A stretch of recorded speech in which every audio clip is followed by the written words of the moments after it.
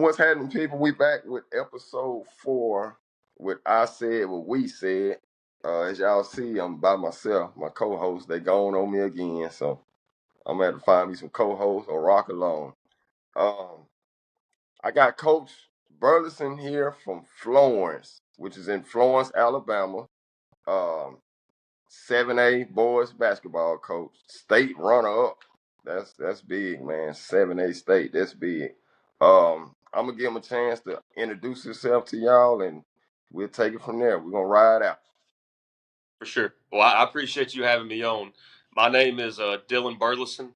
I'm the head coach at Florence High School, like you said, 7A, the biggest 7A in Florence, the only 7A in Florence, and really like geographically the biggest school like on this side of the state in the northwest corner.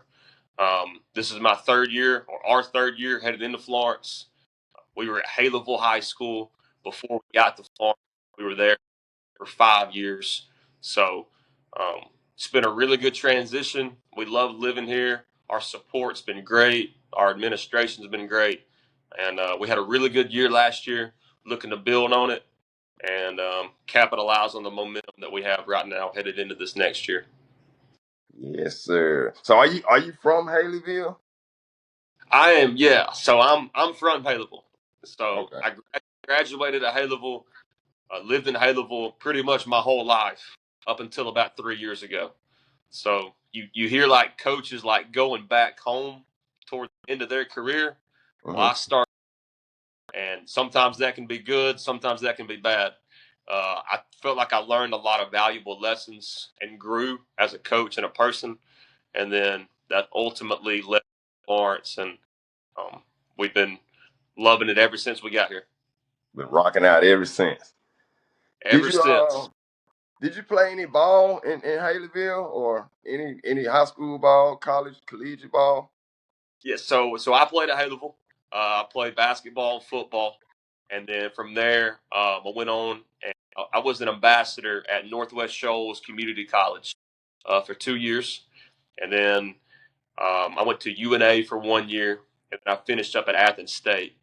I Okay. really didn't know that I wanted to be a coach until when I got to UNA, and I was like helping out, like volunteering the high school team, with the middle school team, and like with some of the youth kids.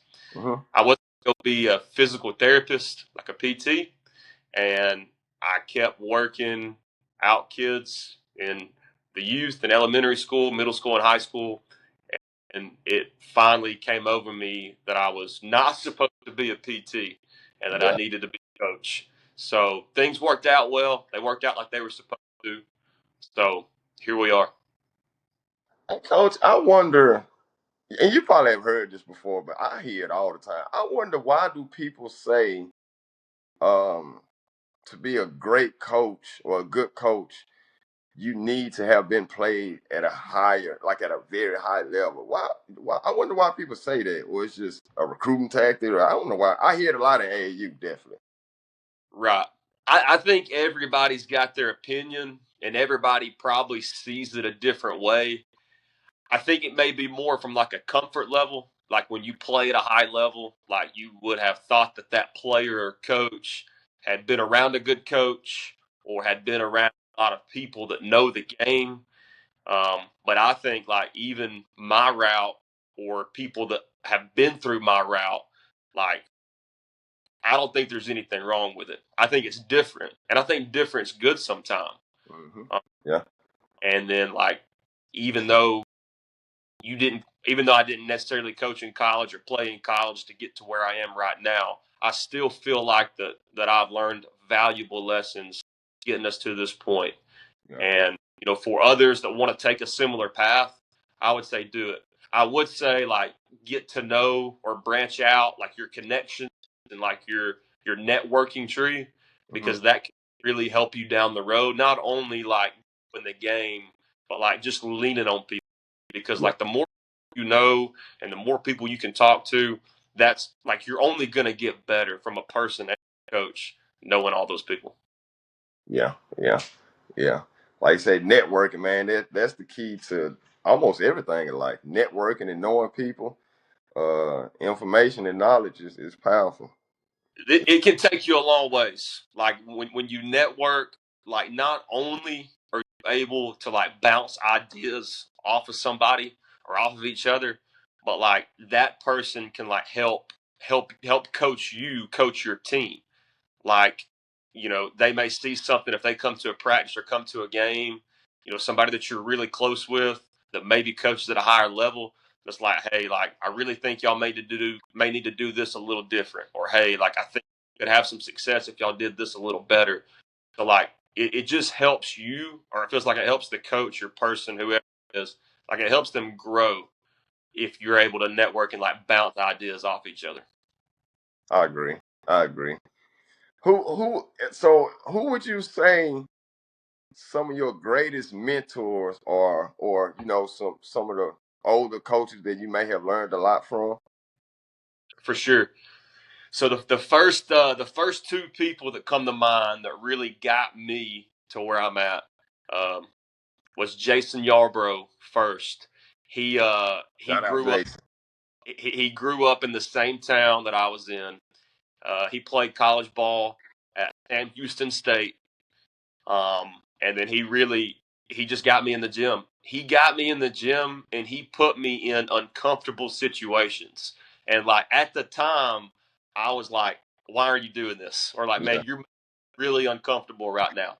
But like as time went along, I got comfortable with being uncomfortable there you because go. he forced me to try new things, to do new things, to like he just forced me to be uncomfortable by putting me in environments that I didn't feel like I was ready to be in at the time. But now, like I'm thankful for that. Yeah, And if I could be in his shoes to somebody else, like I would probably do the same thing. But um, I feel like if you're not uncomfortable, like you're not getting better because you're right. not learning much, you're not growing as much. And then if you stay the same, well, the game's always evolving and people Yeah, are always better, coaches or players. And I feel like that my path, what Coach Yarbrough did to me, um, I could never repay him for that. And then second would be Bart Heitch. Bart played at Mississippi State. They're both from the same area that I'm from, so okay. he's big like AHSAA TV, radio. He's big into social media. So those two guys really played a big part in who I am. That's dope. So Coach Yarbrough, by putting you in uncomfortable situations and getting you to be comfortable in uncomfortable situations, do you think that helped you today being really good at making adjustments? Because I watched you last year and I'll see something going on in the game. I'll be like, let me see what coach gonna do. And you would do something. I'd be like, man, he owned it. Like your reactions and adjustments be so quick. Like I be watching and I loved it. I loved it. I think he was as big as a part as anybody in like making adjustments, seeing the game through his lens. Like he just again like he made me think, and he made me uncomfortable. And like I don't think if I would have had that at the time that I had it, Hmm. like I don't think we would be where we are right now. But him just making me see the game through his eyes, like push me every day, challenge me every day, like it could be a practice like, hey, like you're gonna have X amount of time at practice. I need you working on this, this, and this. And he wouldn't necessarily tell me what to do, and then Hmm. I would figure out how to do it. And I think that just made me start thinking like different ways to do stuff in practice, and then that would just carry over into games. Um, my assistant coach, Ben Mullins, he's as big as a part as anybody as well. He's helped me evolve as a coach, even like him being an assistant. Like he has really pushed me to be the coach and the person I am today. Coach Ben Mullins. Hey, Coach, Matt, do you play chess? I don't necessarily play chess, but we talk about playing chess, not checkers, a ton because Oh, we try to be one step ahead of the opponent. I'm sure there's a lot of teams that if they're scouting us or if they're watching us play, like not that we want to put ourselves in their shoes, but we sometimes think, well, what would they be thinking about us? And Right. then whenever they're thinking about us, then we need to pivot or adjust, and we need to be one step ahead of them. Yeah. You're probably a really good chess player. You're probably a really good chess player. It's like an offensive coordinator in football. It's like they're setting you up, setting you up, setting you up, and then the play that they call that's the home run play, like they have success with it, and like that, probably not the same thing in basketball, Hmm. but like It's we simple. set you up, set you up, and then whether it's a play on offense or on defense, it may be a different coverage that we're running, whatever it is, like it's just like how can we be one step ahead of people? Right. Yeah, I definitely agree. Um, I'm gonna switch it up a little bit. I'm gonna talk a little bit about last year, and then of course this upcoming season.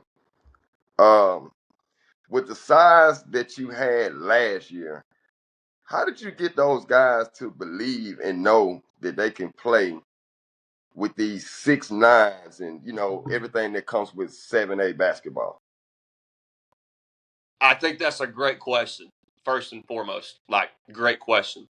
I think with those guys that we had, and we lost 7 seniors, 6 of those guys went on to play college basketball.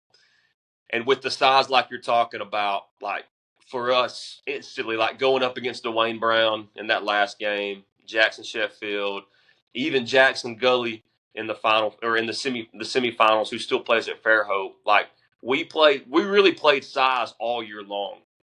But I think it was just our guys, like when we would watch film or when we would talk to them at practice, like just instilling that belief in them that like you can go defend whoever it is. You can Right. go exert your will on whoever it is. Like we're not going to walk into this game like, man, I hope I stop whoever we're playing. Like, no, like you are going to stop whoever you're playing. Right. So I don't want that to come off as arrogant, but like it's confidence. Right. And Exactly. we told our guys like, probably that last month of the season, like players perform their best when they have a lot of joy and they have a lot of confidence. And we felt like if our guys like really enjoyed and had fun when you're out there, and then two, like carry that over with confidence, Mhm. like you're gonna play well. Like you're gonna Right. make mistakes, but like your response to those mistakes, like you're gonna be confident enough to like make up for what you did wrong. And then two, like you're gonna have a lot of joy with your guys you're playing with. So I felt like our guys really believing in themselves and Mhm. believing in us as a coaching staff that like, no, you can go out here and Right. defend these guys. Like that team bought into the game plan. Like, every game down the stretch, like whatever our scout was or whatever our game plan was, like our guys bought into the game plan. Like they knew who we were trying to take away, who we were trying to run off the line, who we were trying to double in the post. Like they Yeah. believed in the plan. There was just a belief from our staff to our players that we weren't going to be denied. Right. I love it. I love it. I'm gonna ask you, at what point in the season, or was there a point in the season where you told yourself, like, man, we got a shot. We got a shot at this 7A thing. I mean, Man, every coach, I know that's every team's goal in the beginning, but was there a point in the season like, man, we got a shot at this? I I can point to one instance like that I thought that. So we had a back to back. We played back to back area games, but like I think there was like snow, or we were out of school. Anyway, we go to Austin in January and we lose, I think by 15. Like we didn't play well at all. Right. Well, then the snow hits. We don't get to practice for like 2 or 3 days. Well, like the next Tuesday, we go to James Clemens, and and Frankie and them, they have us down 33-9 at halftime. That's two Like road they games, are right? 2 road games, yeah. So Oh, Austin yeah. beats us by 15. JC's got us down 33-9 at halftime. We ended up losing that game by 4. Like we came back in the second half, like really played well, but came up short because we dug ourselves such a big hole in the first half. We Okay. played Bob home that Friday night, and like Bob Jones had beat us the first time at their place, and then they had just won the Huntsville City Classic. Right. So like knew that like, all right, like we really have to be on our A game. We got to play well. Like we got to practice well, but we really need to play well also. Right. We won that game, and we reeled off 11 straight games until the state championship game. But after that Bob Jones game, we all looked at each other and were like, all right, we can do this. Like, Bob Jones is a really good team, and Bob Jones is probably as good as a team last year, as anybody that we played, and we had to play him in the first round of the area tournament. Like, you talk about a team that had Caden Rickard, Eric Morrow, Jalen Rice, Yeah. Parks. Like, we got to play them in the first round of the area tournament. So we beat them that Friday night at home in the regular season, and it was just like something clicked. It was just like everything started coming together. But I still go back to like the habits that we had Hmm. throughout the season. Like that's what led us to the end. Like after the Bob Jones game, we all knew that like, all right, we can get to the Final Four, we can get to the state championship game. But our habits that we created in practice and on a day-to-day basis, like even in November, like those things that we really leaned on late in the season to help us get to where we got to. That was a fun run. I enjoyed watching it. It was fun. It was fun. And like I think the biggest thing that I've taken from it is that like talent wins you games, but process sustains winning. So like we don't want last year to just be a 1 year type of deal, or like that we got lucky 1 year. Like so now the challenge is, can we continue to buy into the process to make that the expectation and to make that the standard? Right. So we were extremely talented last year. We were. But now like the challenge is like, all right, we've got to get all these other guys and from the top down, not just varsity, but all the way down to TVBA, like to buy into the process for us to sustain winning.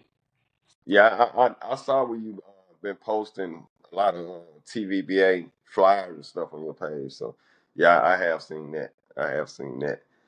That's where it Uh, starts. Where it starts. how? What did it feel like? Well, I know it was a great feeling, but how did it feel with the community behind you guys with that run? Like, man, you saw blue everywhere. Like, what was that feeling like?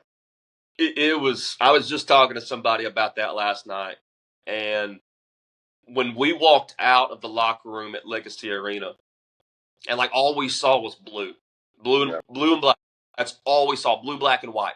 Like we saw nothing but it's like a sea of blue. yeah, But it gives me chill bumps thinking about it because like you heard the roar, like you heard like just the like you look up and it's like wow, like that's it. this is really cool. Like the whole city out, like we got the whole community out. But man, like their support was phenomenal all year long. Even in November and December, like people were coming, people were supporting us, people were really like being positive and encouraging us. And then towards the end, like area tournament, regionals, and the Final Four, like it was really cool. I mean, people still talk about it in town. I'm kind of trying to push that aside and be like, hey, man, we're trying to get ready for this year. Yeah, Uh, yeah, yeah, New season, but man, like the way, and our guys wanted that too. Like that's what's so cool about it is that like they were able to not only showcase their talents, but like represent their city and represent their community, and that's something they're going to be able to talk about for the rest of their life. And yeah. people in Florence, talk about it for a long time. But the the the rapport from our guys to the city and the community, like it's something I cannot put into words, but like I cannot express my gratitude and how thankful that we are for their support from the whole community and city and the whole Shoals area. It was dope, man. I'm talking about. I said, man, it is blue everywhere. Like everywhere you look, blue and black, blue and black. Yeah, Yeah, it this was is dope. it's not to discredit Hoover or anybody. It felt like a home game. Like it felt like we were playing in Coffee Gym, Yeah, and like that, it was unreal. Like, and we knew what we were going up against, but like it felt like it felt like we had the arena on our side, and that's huge when you get into games like that. It was hey, Tom, let me ask you this. So, did you before that game? Did you have 3 outfits laid out? 2, 1? What you have? I think this, and it's exactly what we told our players when we hopped on that Tuesday. Say, guys, man, y'all better pack for 4 nights because we ain't coming back. Yeah, We ain't coming. And I packed both sport coats. I packed both pairs of pants. I packed both dress shirts, and that was the mentality. And yeah, like, I really like when you think like that, and like especially when you've got a veteran group, you're just not going to be denied. And yeah, like I sported a sport coat a lot down the way or down the end of the season, and that was just kind of a thing that like what was working we were going to keep doing, but we had both outfits. We had yeah. everything we went down to Birmingham because we weren't coming back after that first game. Nah, wasn't gonna be denied. I'm gonna ask you one more question, and then we'll move on to the upcoming season and a little bit more about your philosophy and stuff of that nature.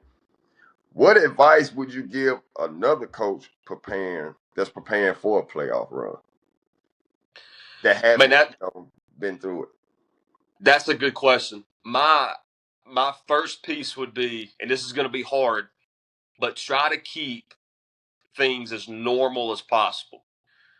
And what I mean by that is like, you know, there's going to be things that come up that are going to be different because like you're going to be playing at a different time of the day. You're probably going to leave a game early, Yeah, but like, try to keep like your daily agenda as normal as possible. But I say that to say this.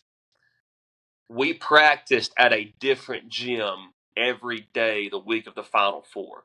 So like there's that fine line of like you want to try to keep things as normal as possible, but like you also want to throw curveballs to your guys because you won't ever play in a gym like Legacy Arena all year long. right. So going up into that week, we were like, we're going to practice at this gym this day, a different gym this day, Sanford on Tuesday, UAB on Wednesday, and then Legacy on Thursday. That But goes back like to uncomfortable. Get comfortable being.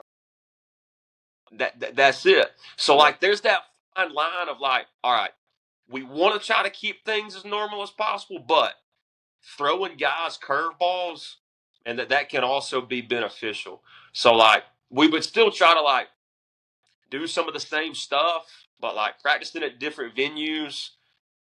When you get down to the Final Four, like you want to have a schedule or an itinerary. Like you don't want to get down there and start thinking about what you want to do next or what you want to eat that night for dinner. Like you want to have all that stuff pre-planned out. right. Um, well, I think like finding that fine line and doing some things that you do every day, but also you need to keep your kids on edge because when you get at that point in the season, like you got to be ready. Like Yeah, you got to be yeah. ready to go. What Gotta the be ready to situation? roll. Gotta be ready to roll. I like that. I like that right there.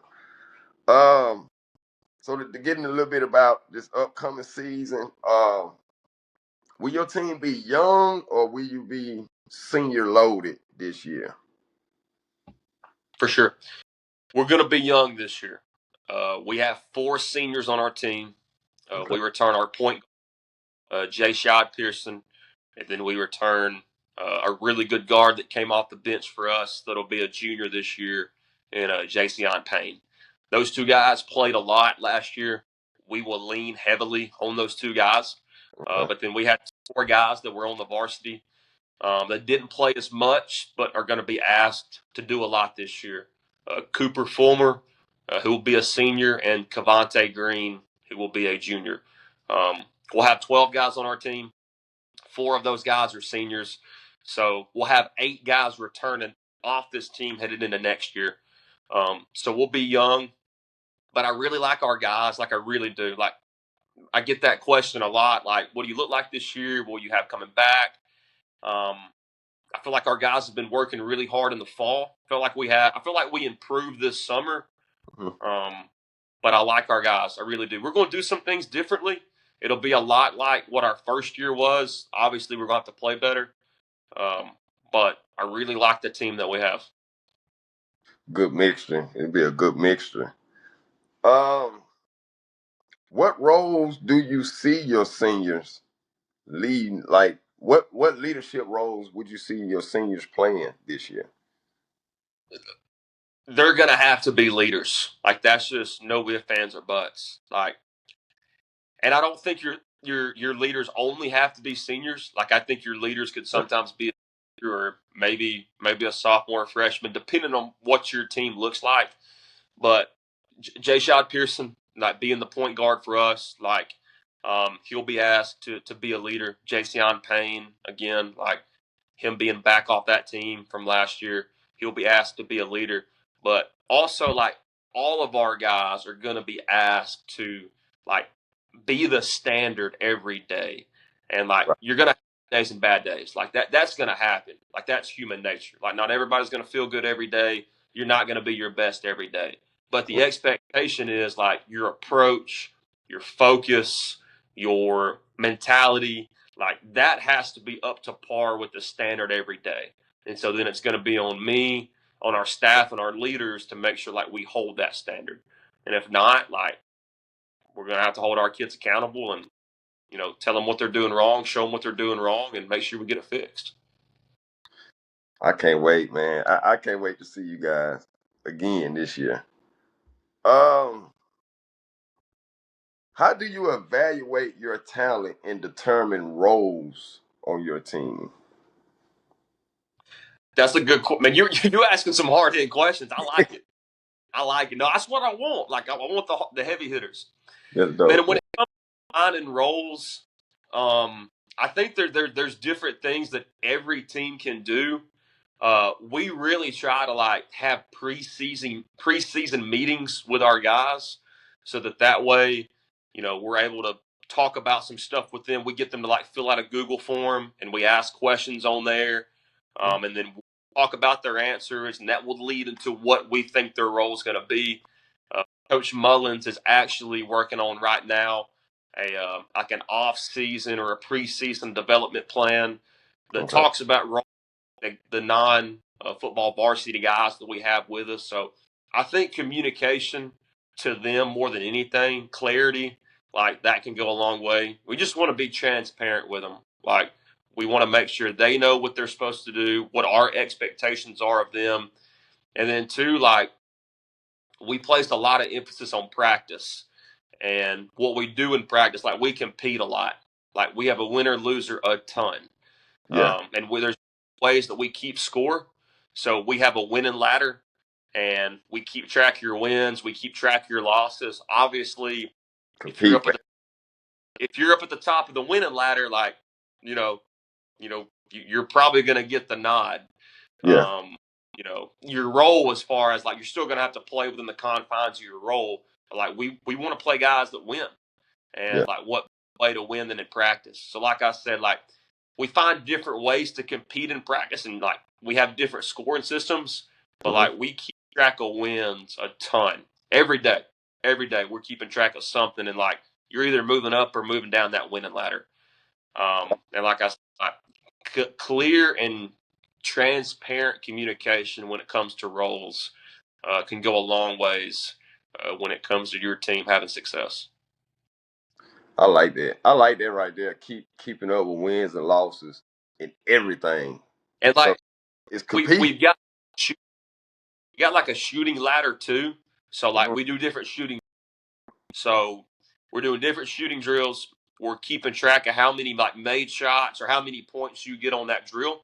And then like we have a ladder that like you can move up or move down every day. But like that's just another way for us to compete where it's like, all right, like I gotta beat the guy above me, or I gotta hold my ground and not let the guy that's below me beat me. Yeah. So there's that constant competitiveness in practice that it's like, you know, gotta win. Like I Yeah. need to win. I need to do the things that's going to go into winning. That way, I stay up at the top, and that way, coach sees that that I want to win and do the things necessary to win. Compete in everything mentality. That's what that's gonna Every, create. Hey, coach, every, I had to. You, man, you a 7A like state championship. I had to think of some good questions. Like I had to. I was like, I got to come with some good questions. So You asking the one, you're asking the right ones. I can tell you that. appreciate it. We rolling too. We on a roll. I lost myself. Hold on, I lost myself, coach. Um, who is the toughest coach you have faced, and what made them tough? Oh man, toughest coach that we faced and what made them tough. Man, I can go a lot of different directions with this. Uh, Your first year, second year, any year. the first one that would come to my mind would be Robbie Coker, and so Robbie coached at Plainview, and like Plainview, they had that run where they had like I don't know how many state championships they won there or how many in a row. Okay. Uh, but we played his Plainview team came to Haleville one year, and they went 16 of 20 from three. Like they shot the absolute lights out. Like you can't replicate that. Yeah, But you like can't not do that. shoot it well. Like they played the right way. They played together, and like that team that we played that year went on to win the state championship. State championship. And so Robbie went to Fort Payne, was there a couple years, and then now he's at McNeese State. Um, man, he's one of by far like one of the toughest ones. I also think Coach Scott Suttles at Hillcrest. He's one of the really good ones that we faced. Pretty His tough. teams are always play like you know they play kind of an unorthodox style of basketball, which makes it hard to prepare for. Like we played them in the finals and we lost a lot of sleep having to prepare for them. Yeah. Um, I even think this guy probably deserves his flowers. Coach Frankie Sullivan. His teams are always going to be tough, physical. They're going to guard hard. They're going to make it hard on you, and he's in our area. So I've got a lot of respect for him because his teams are always tough Mhm. on the road, home. So those are just some of the guys, and I'm sure there's others that I can't think of right now. But man, those three really, really get it done as far as getting the most out of their teams. And you said Robbie. What's his name? Robbie. What was the first one? Robbie Coker. Robbie Coker. Okay, I'm gonna have to look him up. I'm gonna have to check into him. Yeah, Um, he's one of my really good friends. He's at McNeese State now. Like he's a G. He's a certified G. yeah, I'm gonna have to check. I'm gonna have to check him out. 16 out of 23 threes. 16 out of 20. 16 out of 16 out 20. of 20. Like we're talking, they shot it, and we ain't got to worry about it. It's going in. Yeah, Like we out of our guys. Like I don't matter if they make the shot. Like don't let them shoot it. Like you just can't let them get the shot off. And yeah, then you know it's money. they tore it that night. I can tell you. They had us in the coach's office after the game reevaluating our entire everything about what we thought about basketball. Yeah. Oh man. Is there a game that you circle on your schedule every year? Like, is it a specific school? Like, you gonna circle like just ready, amped up to play? Man, I would like to think every game is like that. Like, Right. but of course, I think we all know like we deal with high school athletes, and it's our jobs as coaches is to like have them prepared for every game so that way they think like you're thinking. Um, I think every area game for us. So James Clemens, Bob Jones, and Austin, like those three mean a ton to us. So like the 6 games that we play them home and away, like we place a lot of emphasis on those games because those games are ultimately going to define your season. Yeah. Muscle Shoals is a big rivalry game for us. Yeah, that's a rivalry. Uh, Yeah. Yeah. it's packed out both games that we play them. I got a ton of respect for Coach Barker and Muscle Shoals. They're really tough. He does a really good job at getting the most out of his guys. Um, and it's a fun game to play in.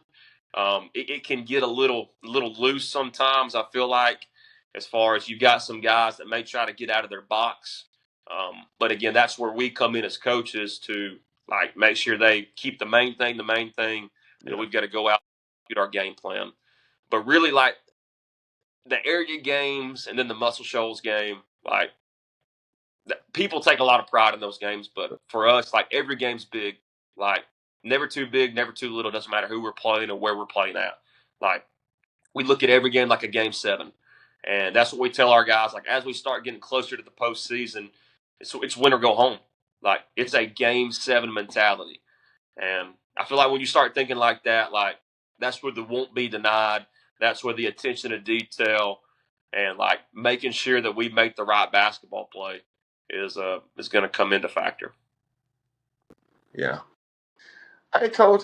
So I done had this conversation with a lot of people when it comes to talent, athletes, things of that nature. Do you think it matter what class a team is in, whether it's 7A, 6A, 3A, 2A?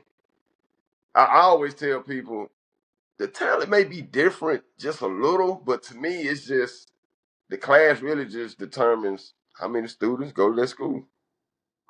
And that's it. Like seriously, like you could make the case that like some of those Plainview teams that Coach Coker had could have beat some of those higher classification teams. You know, even like some of the guys that got some of the teams that got to the Final Four, like they were that good, even though they were in a low classification.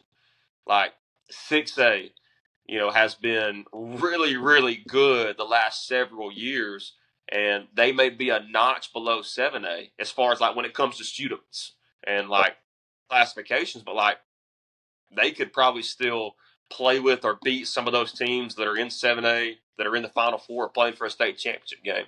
So I Right. think to your point, like again, like, and it's not the same thing, but like the talent, like if you can play, you can play. Like it doesn't matter if you're playing 4A, 5A, 6A, 7A. Like when we were at Haleville, we got to the Final Four, and it was the same year that Jacksonville had got to the Final Four the first time.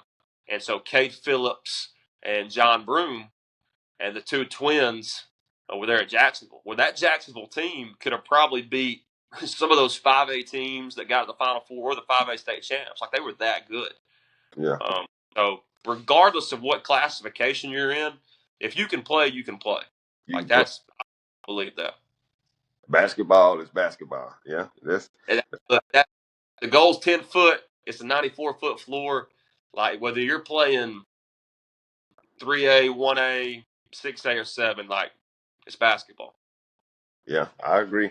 I agree. I just had to ask because I and that question really just popped in my brain because I had that conversation a lot with people about the class, and I'd be like, it's just the enrollment to me. It's hoops. Like it's basketball. Like it's everybody's situation is going to be a little different, but like you know, it doesn't matter like what classification you're in. If you can play, you can play, and that's not even like in terms of like talking about high school. I feel like that's in terms of like kids or players going on to continue to play at a higher level, like in college. Right. Like obviously, like you probably see more teams and probably more athletes as you get like in the higher classification. But like J.D. Davison went from a 1A or Calhoun, whatever they were, 1A, 2A to play at Alabama. So like again, if you can play no matter what your classification is. Yeah. I definitely agree. Um, what is something you hope and pray each kid leave you with to be prepared for the world? Man, that's a really good question. When our guys leave us, I feel like the number one thing that we want to make sure that they have is that when things get hard in life, you don't buck, you don't quit, and you don't get too high and you don't get too low. You just stay even kill. Because I think when you leave and when you go on in your life, like there's going to be really good things that happen, like whatever that looks like. But then there's also going to be really bad things that happen, whatever that looks like. And I think just like not being able to get too high, not being able to get too low, and like we would say, play the next play. And I think in life it would be, I've just got to continue to be bought into the process. And I think like that's the number one thing. I want our guys to leave our program knowing that we did, or knowing what we taught them. And I think another thing would be, we preach our guys being unselfish every day, not making it about them. And that can be making an extra pass. That can be encouraging one another, whatever that looks like, but not making it about yourself and making it about the team. Because, like, for instance, we would not have been able to make it as far as we did last year if it was just about one person or two people or three people. It was about all 30 Yeah. guys that were able to get. But we did that because we were selfless. Like, we were an unselfish group of individuals that came together as a team, and we really just loved and trusted each other. So our guys not riding the wave, being even kill, wanting to make sure our guys leave knowing that, like, I want to be an unselfish human being. Like, I don't want to make it about me. I want to make it about somebody else. And then last thing, like, I want our guys to show gratitude and be grateful, because there's going to be guys that come along this program after they leave. Right. Young kids, watch them right now, and there are a ton of guys that have came before them. And so, like, you want that gratitude to show for both of those, the guys that came before and the guys that are coming after. Like, they're going to wear your shoes, or you've already worn their shoes. And I think that bond that you can create with those individuals, like, that can go such a long ways, because everybody's one. Like, it's a fraternity now, and that's what we really are Right. trying to. Like, it's a Florence basketball fraternity, and when you leave here, like, we want to continue to talk to you. We want to continue to develop that relationship with you, and then while you are here, we're going to push you to be your best every day. And then those young kids that we have, like, they're looking up to you, because they're going to one day want to be playing at Coffee Gym, or they're going to one day want to wear the same jersey you're wearing. Yeah. So that's the end goal. I love it. I love it, Coach. I love it. I got some for you right here. If you could pick a point guard, a NBA point guard as your assistant coach, no knock to Ben Mullins. If you could pick a NBA point guard as your assistant coach, would it be Chris Paul, Steve Nash, or Jason Kidd?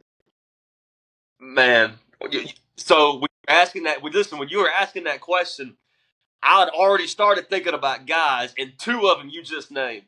For real? Uh, man, all three of those are really good. I would probably lean on Steve Nash, only because that was who I watched a lot of growing up.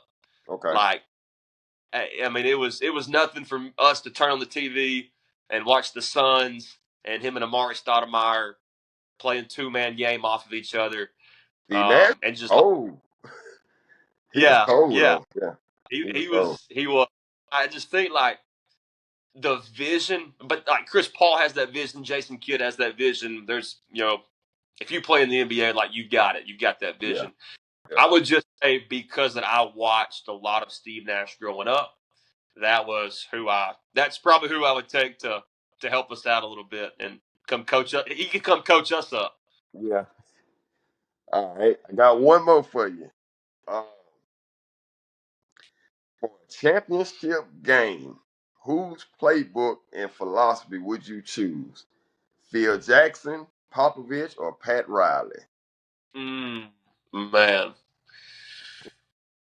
Ooh, man, yeah, I don't know that you can't go wrong with any of those three. So Right, Pat Riley, or who was the third one?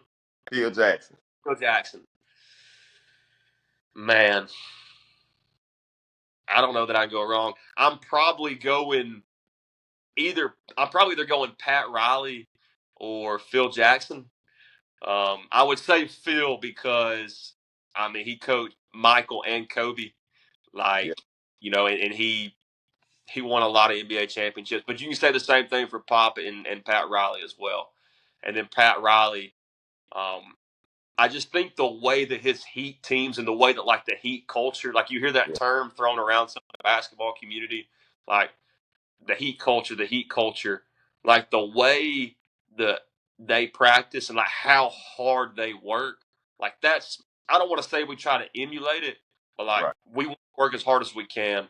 And I feel like if you're playing for him, and really all of those three, like you step on the floor with that type of fearlessness in you, that it don't matter who you're playing, like you're not gonna flinch. Like you're gonna step on the floor knowing you're the better team. And I Yeah. think his I can see that too. along with Pop and Phil Jackson, like those great coaches, like they get the most out of their teams, and probably every player on their team probably tells you, man, we stepped on the floor every game knowing we were the better team Yeah. because we practiced like it, we prepared like it, and then we were told that we were the better team. That's something we tell our guys every game. Like the only team that can beat us is us. Yeah. Like we fully believe that. And while we face really good teams, and there may be better players we face, we've got that much confidence in what we do because like we want to respect everybody we play, but we're not going to fear anybody we play. So Right. that's why Yeah. the only beat us is us. That makes sense. It makes sense. Hey, Coach, man, I appreciated this one, man. I enjoyed this one. This one was fun. This one Man, was I appreciate you, man, and what you're doing because I've watched the podcast. Uh, I think it's like you said in the beginning, like it's a way for us high school coaches to have a voice.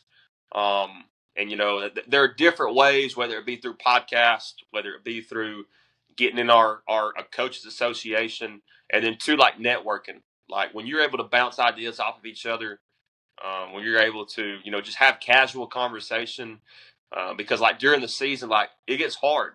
Again, like you're gonna have good games, you're gonna have bad games. You may go on a streak where you don't play your best, right. and you want to have those relationships develop so that way when that time comes, you have somebody to lean on and that Mm. can help coach, because that's what we're all looking for. Like I feel like if you're not expanding your not coaching tree, but like what you do and how you do things, like the game's gonna pass you by.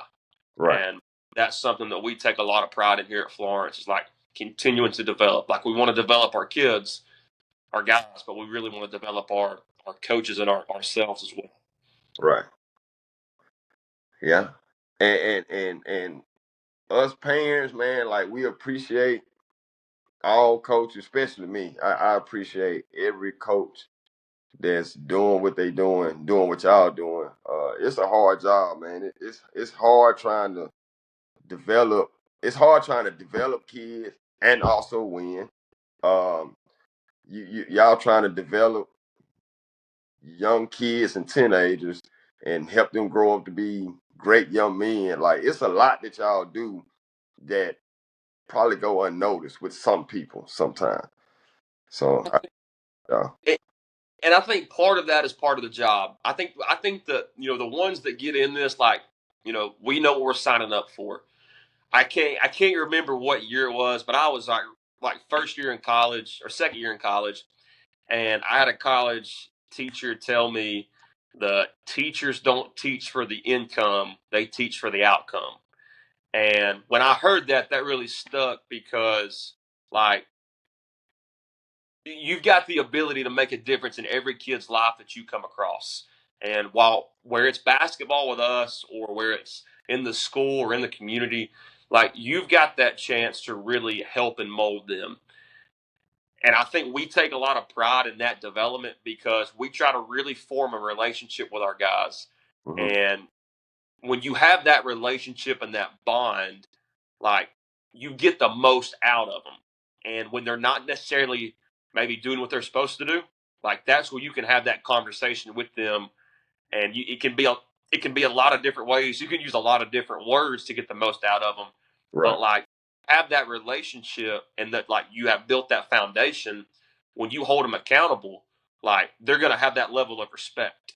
So I think like when you want to get the most out of your kids or the most out of your team, there has to be a relationship formed so that way when they aren't performing their best, you can kind of lean on that accountability and that relationship to get the most out of them. But it's all about the outcome for us. Like, how can we create better players? How can we create better individuals? That way, when they leave us, when that ball stops bouncing, like, Right. they're going to be able to survive in society. Yeah. Because it's definitely gonna stop bouncing. It's definitely gonna stop bouncing. It is, and like, I think we've had guys in the past that will probably end up being coaches. So like, that's a way for them to like continue to have a ball in their hand or continue to be around basketball, or guys that train on the side. So, we feel like basketball like brings us together, Hmm. but we really like spending time and developing one another. Like, that's where like the bond happens that we're going to be able to have for the rest of our life with Yeah, our guys. I agree. Coach Burleson, y'all, from Florence High School. Appreciate you, man. I enjoyed this one. Golly, I did. I enjoyed this conversation, Coach. I Uh, appreciate Yeah, I appreciate you. we're excited to see you this year. What, November? Who you got first? Who you got first?